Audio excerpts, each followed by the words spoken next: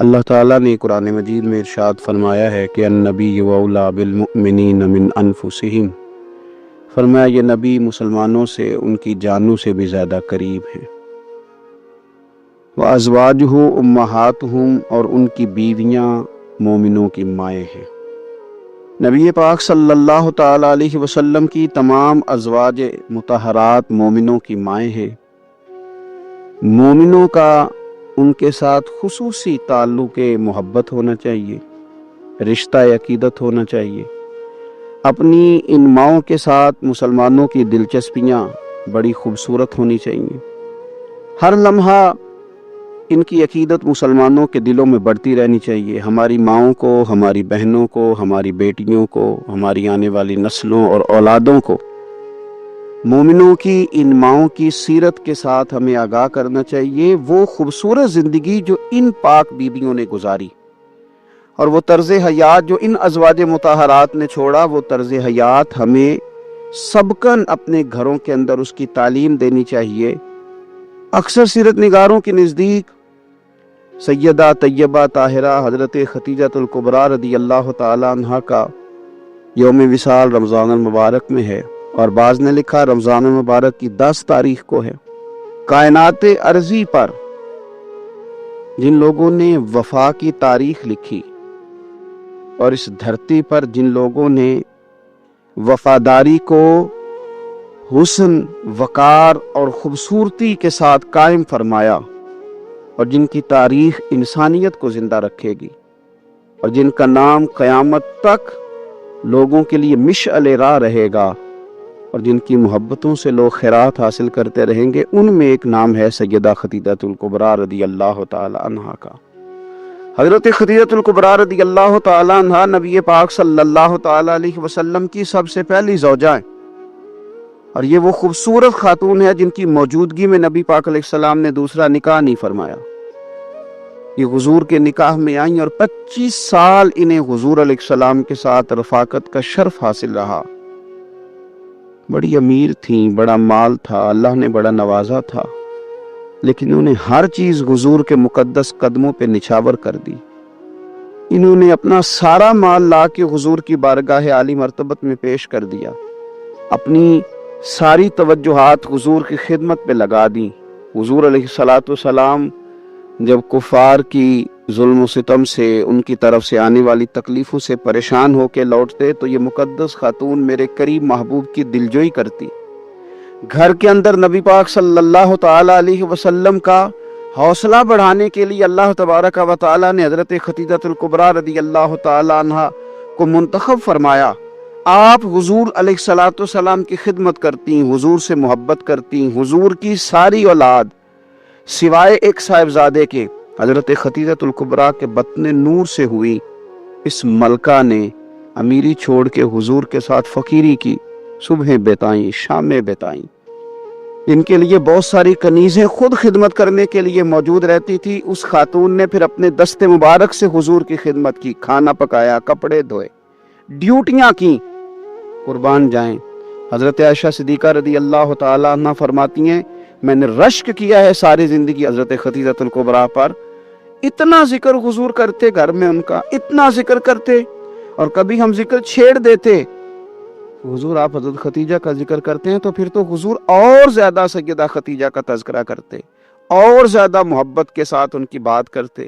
یارو کبھی آپ غور کریں کہ یہ وہ عظیم خاتون ہے کہ جن کی سہیلیوں کے ساتھ بھی حضور اچھا سلوک فرماتے، ان کی سہیلیوں کو تحفے بھیجتے، کھانا پکا پکا کے ان کے گھروں میں روانہ کرتے، ان کا پیار کے ساتھ ذکر کرتے، ان کا تذکرہ کرتے۔ آپ کو بخاری مسلم میں حدیث ملے گی، حضرت ابو ہریرہ رضی اللہ تعالیٰ عنہ ارشاد فرماتے ہیں کہ حضرت جبریل امین علیہ السلام حضور کی خدمت میں حاضر تھے، تو حضرت خدیجہ الکبریٰ رضی اللہ تعالیٰ نہ کھانا پکا کے لا رہی، تو حضرت جبریل امین علیہ السلام عرض کرنے لگے یا رسول اللہ یہ خدیجہ کھانا لے کے آ رہی ہے، اس کے برتن میں آپ کے لیے کھانا ہے، سالن ہے۔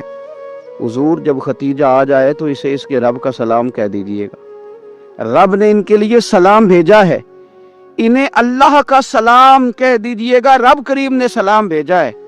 اور فرمایا رب کریم نے इनके लिए जन्नत में एक घर बनाया है और मैं उसकी बिशारत देने आया हूँ। वो मोतियों से बना हुआ घर है जिसके अंदर कोई शोर नहीं होगा, कोई तकलीफ नहीं होगी, जो रब करीम ने सैयदा खदीजतुल कुबरा के लिए बनाया। बड़ा बड़ा लोग मदर डे बनाते हैं, माओं का दिन मनाते हैं, माओं के लिए लफ्ज कहे जाते हैं, शेर कहे जाते हैं, फूल भेजे जाते हैं, प्यार की बोली बोली जाती है। कायनात में अगर लोगों ने मदर डे मनाना है, माँ का दिन मनाना है, तो सैयदा खदीजतुल कुबरा का दिन मनाया जाए। इस माँ का दिन मनाया जाए जिसने माओं का वकार बुलंद किया। इस अजीम खातून का दिन मनाया जाए जिसने लोगों को बतलाया कि कायनात में वो बीबियों जिनके खामद, जिनके शौहर दुनिया में कोई बड़ा काम कर रहे हैं, वो औरतें अपना किरदार इस तरह का बनाएं कि वो मुआमिन बन जाएं, वो मददगार बन जाएं। अगर वो औरतें हजरत खदीजतुल कुबरा रदियल्लाहु ताला अन्हा का नक्शे कदम तलाश कर लेंगी, उनका उसवा नूर अपना लेंगी, तो हो सकता है कि उनके खामिद अगर कोई खैर का काम कर रहे हैं, कोई भलाई का काम कर रहे हैं, कोई खिदमत दीन मतीन कर रहे हैं, इस उसवा को अपनाने की वजह से वो डबल काम कर सकेंगे, शौहर पहले से ज्यादा खिदमत सर अंजाम दे सकेंगे। इस खातून ने अपनी वफाओं का रुख इस तरह मोड़ा कि अगर मैं कहूँ कि वफा का दूसरा नाम ही सैयदा खदीजतुल कुबरा है, अगर मैं कहूँ कि अदब का दूसरा नाम ही सैयदा खदीजतुल कुबरा है, अगर मैं कहूँ कि शौहर की फर्मा बरदारी को किसी एक जुमले में समेटा जा सकता है, तो उस जुमले का नाम सैयदा खदीजतुल कुबरा है। सलाम उस माँ पर जिस माँ ने हमारे प्यारे महबूब अलैहिस्सलातु सलाम को इतना ज्यादा प्यार किया कि हुजूर सैयद आलम उनके पास आते तो तसल्ली महसूस करते, करीम उनके पास जब तशरीफ लाते तो हुजूर अपने दिल को राहत में महसूस करते। हुजूर अलैहिस्सलातु सलाम ने उनके विसाल के साल को गम का साल करार दिया। आओ उस माँ को खिराज तहसीन पेश करें, उस माँ का जिक्र करें, 10 रमज़ान मुबारक का सारा दिन उस माँ का जिक्र करके गुजारें, उनके लिए अपने दिल में मोहब्बत पैदा करें, अपनी बेटियों को, अपनी बहनों को और अपने घर वालों को याद कराएं कि ये यौम है सैयदा खदीजतुल कुबरा का। इस दिन के मौके पर अपनी माँ को सूट का तोहफा पेश करें, कपड़े खरीद के दें, इस मौके पर अपनी बेटी के लिए तोहफा लें, इस मौके पर अपने घर वालों के साथ अपने रवैये को नरम करें कि आज दिन है सैयदा खदीजतुल कुबरा का। ऐ अल्लाह, सदका सैयदा खदीजतुल कुबरा का हम सब की माओं को जन्नत में ठंडी जगह अता फरमाना। ऐ अल्लाह, सदका खदीजतुल कुबरा का जिनकी माएँ मौजूद हैं उनके साए आफियत के साथ दराज करना। अल्लाह, सदका सैयदा खदीजतुल कुबरा का हमारी माओं के हक में रहमत वाले फैसले फरमाना। आखिर दावाया अनिल हम्दुलिल्लाहि रब्बिल आलमीन। बुखारी मुस्लिम में आपको हदीस मिलेगी, सरवर कायनात अलैहिस्सलाम के साहिबजादे जनाब इब्राहीम अलैहिस्सलाम विसाल फरमा गए और कैफियत ये थी कि उन्होंने हुजूर की मुकद्दस गोद में आखिरी सांस लिया। दाढ़ी मुबारक महबूब की आंसुओं से भर गई। हजरत अनस कहते हैं, अर्ज की या रसूलल्लाह, आप भी आंसू बहाते हैं? फरमाया, मेरा बेटा गया है तो आंसू निकल आए हैं, वरना मेरी जुबान पे वही जारी है जिससे मेरा रब राजी होता है। उसी दिन ना, जिस दिन सरकार के साहिबजादे का विसाल हुआ, उसी दिन सूरज को ग्रहण हो गया। कुछ लोगों ने बात जोड़ दी, कहने लगे कि आज चूंकि हुजूर सैयद आलम अलैहिस्सलाम के साहिबजादे का विसाल हो गया तो आज देखो सूरज को भी ग्रहण हो गया। बात जोड़ दी, गम की कैफियत थी, सरकार की मुकद्दस दाढ़ी आंसुओं से भरी हुई थी, हालात का तकाजा और उसकी समत कुछ और थी।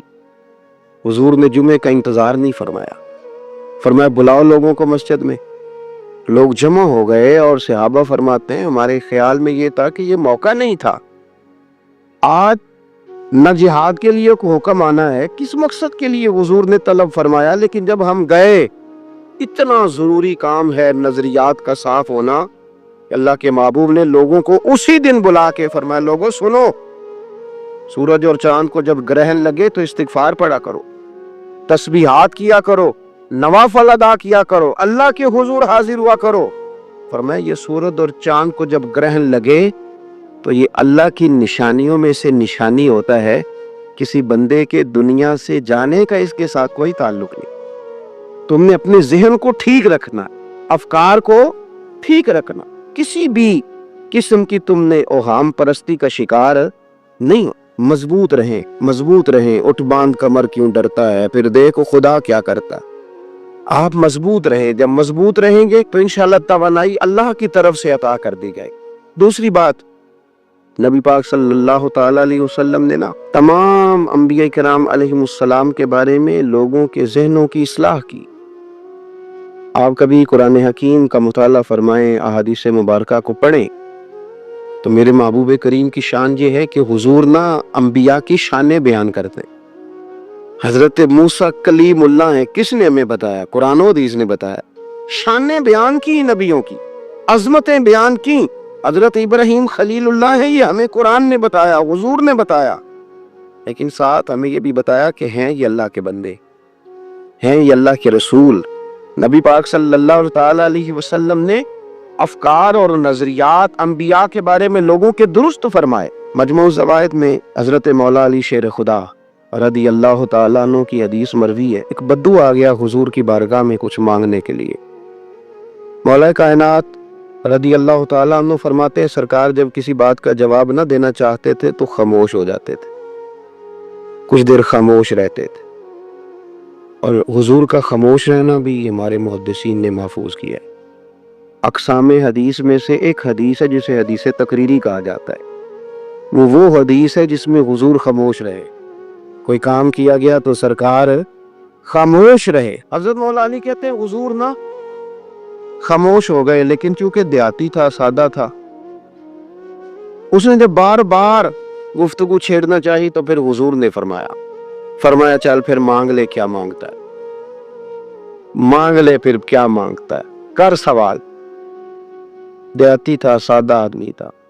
مولا کائنات فرماتے ہیں ہمیں یوں لگا کہ اب یہ آخرت اپنی سوار جائے گا، جنت کا سوال کرے گا، لیکن بڑا ہی سادہ تھا۔ مانگنے پہ بھی آیا تو کیا مانگا؟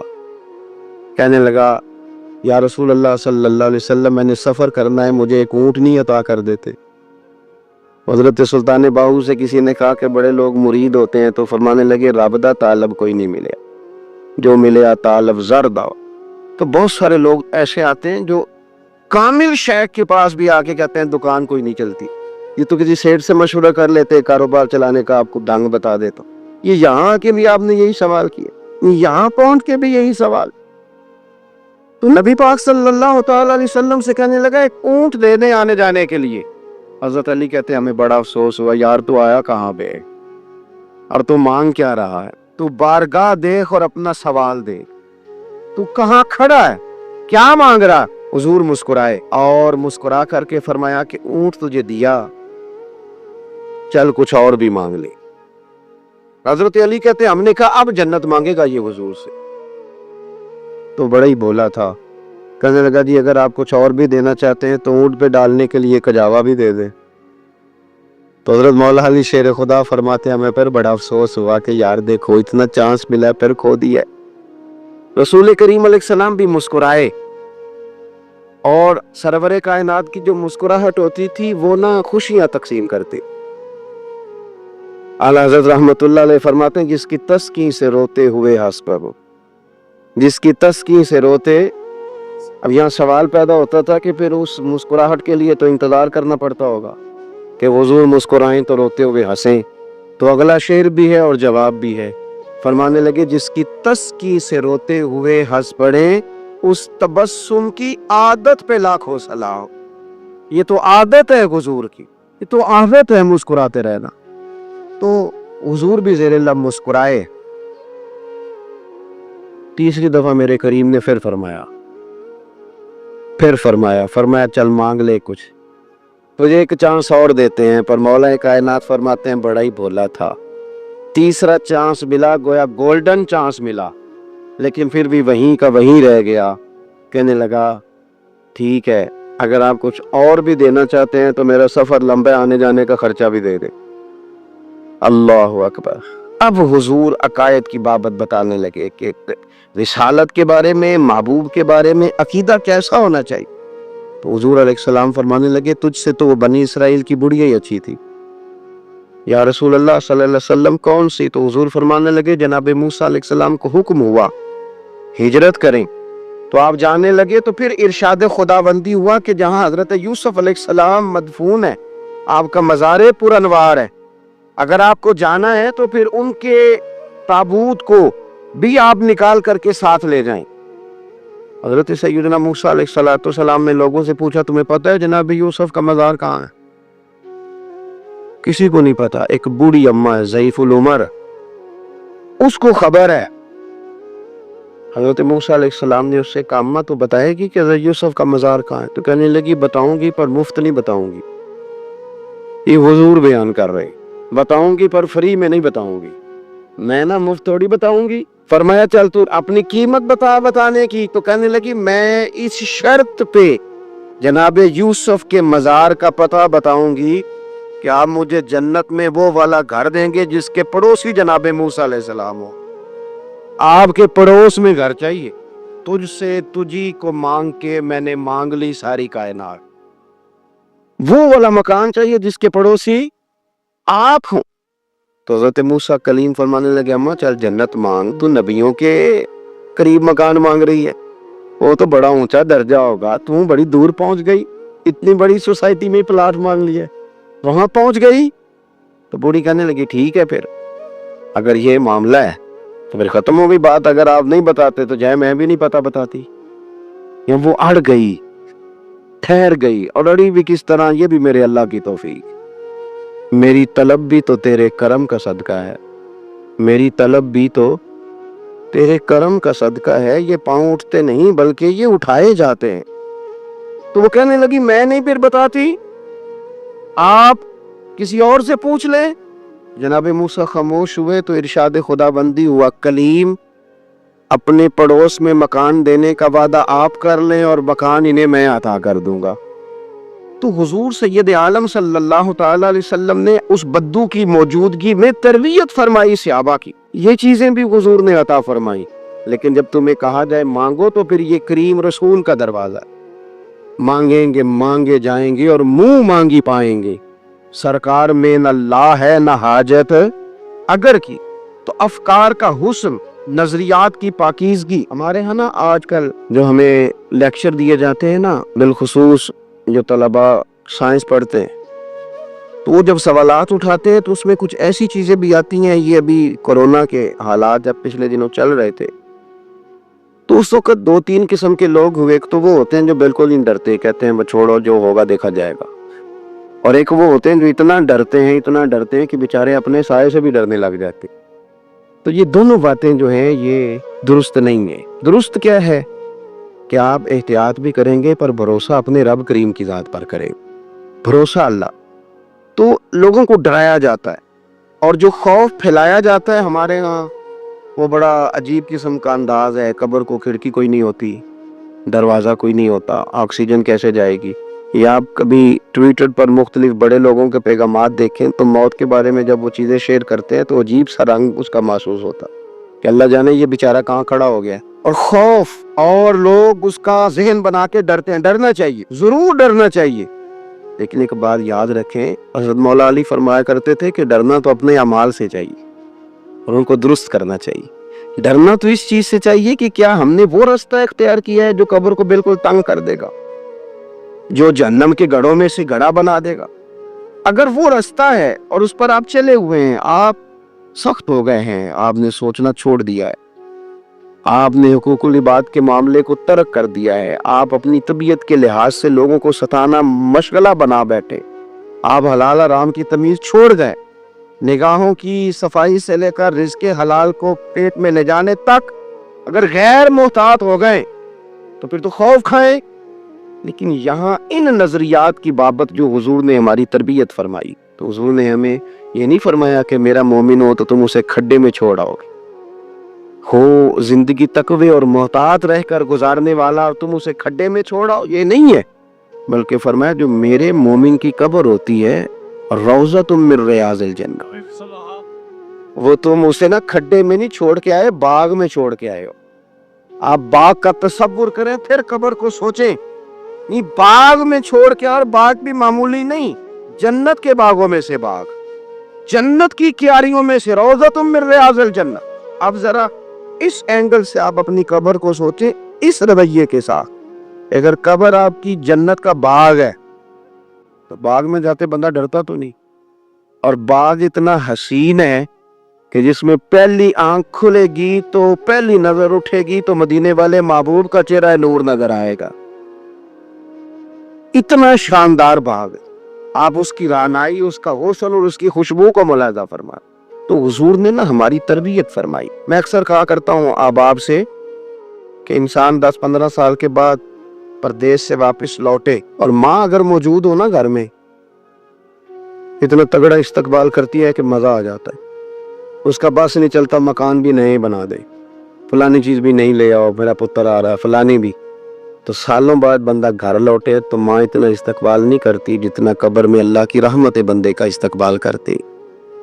اس لیے جب یہ سوچ بن گئی تھی نا صحابہ کی حصول جنت کی، تو پھر ان کو لگاؤ ہو گیا تھا، پھر دنیا کی زندگی، جاہ و جلال، مال و دولت اتنا زیادہ وقت نہیں رکھتا تھا ان کی نظر میں۔